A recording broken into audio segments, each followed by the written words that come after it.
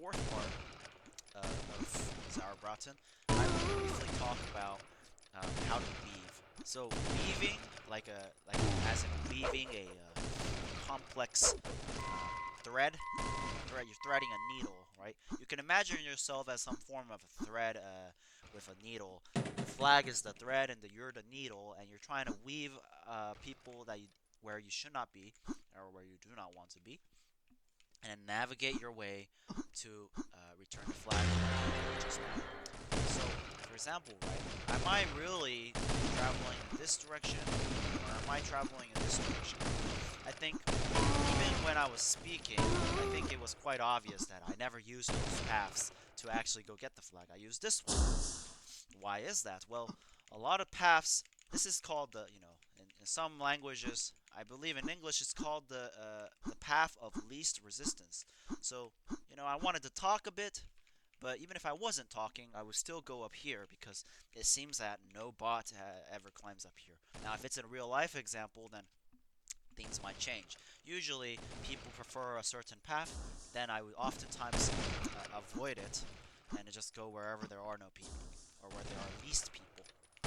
Again, right here, I'm not running out here as much because it's quite easy to hit somebody from here. It looks like the bot is having some issues.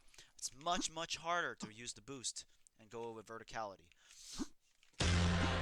So there's that. Now it's a simple concept, but it is hard to master in practice. So let's see. Let's demonstrate in this public circle. So that's a lot of players. There's a lot of positions. Um, every map has a gimmick. What I mean by that is, for example, this one is a gimmick. So by here, this is a gimmick where you can climb in a location where you otherwise cannot. For example, I think there's a player, so I can snipe people now.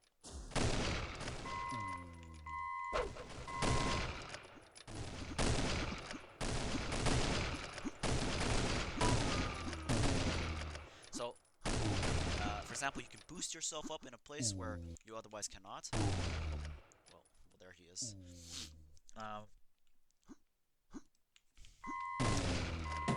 It seems like it's really difficult to weave because there's so many players.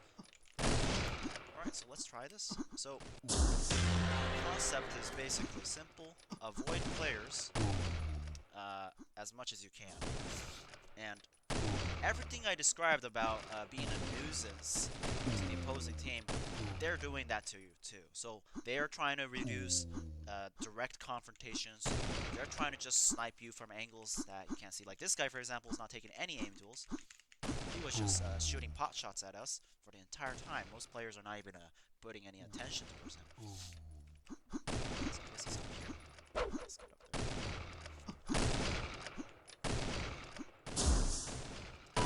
So he was trying to kill us one by one, but he did not see that.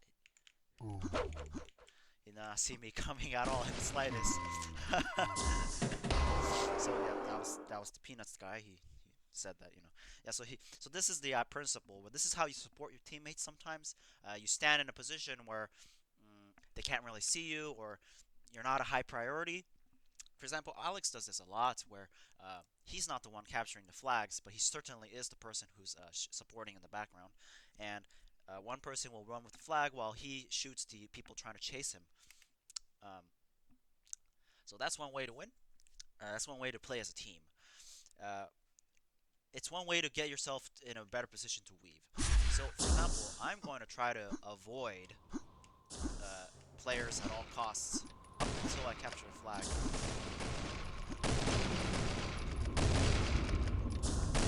So I'm gonna now pre-fire. Fire that. Right, I actually did this before I peaked the angle. That was 90 degrees to the right. So there's that. Okay, so it looks like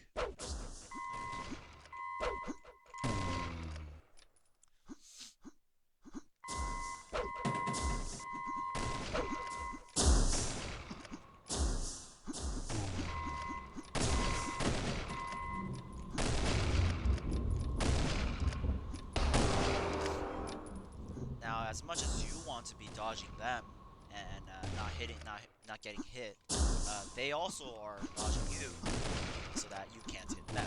So it's a matter of like how do you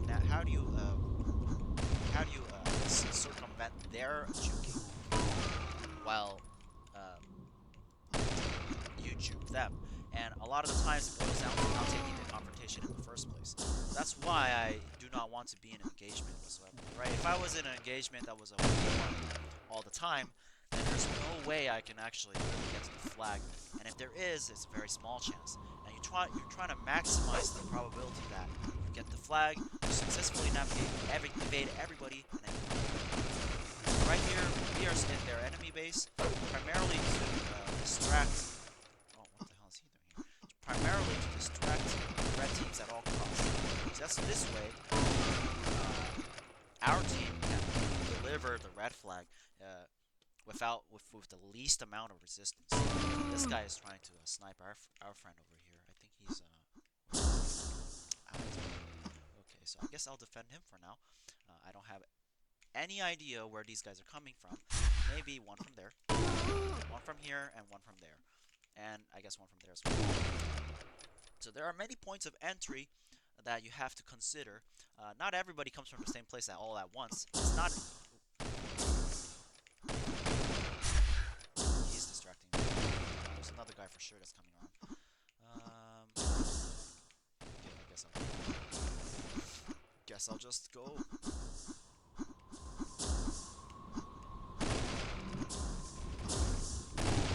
Is he chasing?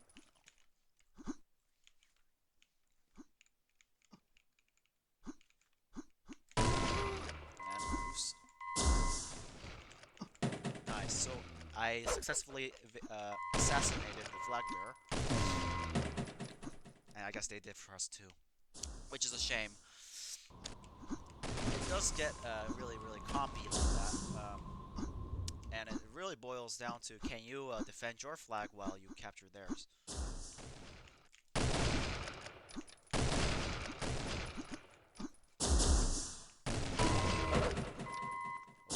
That was a save for me.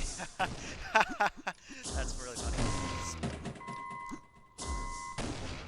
But it looks like we'll probably lose this game. So yeah, so that's the basics of the macro strategies. I'll talk about one more thing maybe in the next video, so I'll see you guys there.